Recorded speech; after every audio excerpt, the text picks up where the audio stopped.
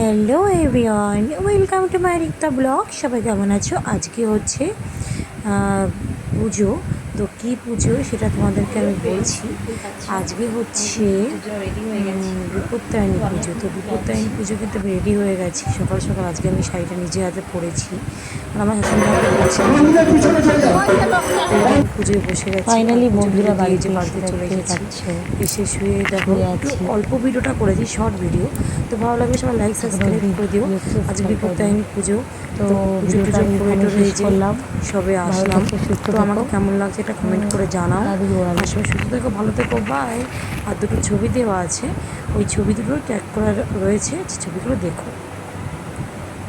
আর বাড়িতে এসে আমি কিন্তু নাইটি পরে একটা ভিডিও করেছিলাম, সেই ভিডিওটা দেখতেই পাচ্ছ।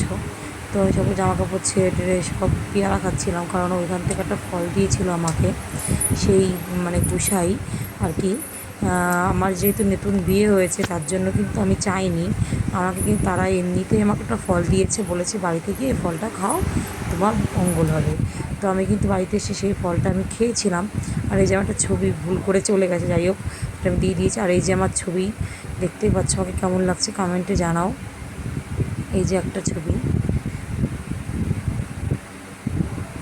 আর এই যে একটা ছবি। ভালো থেকে সুস্থ থাকো, বাই।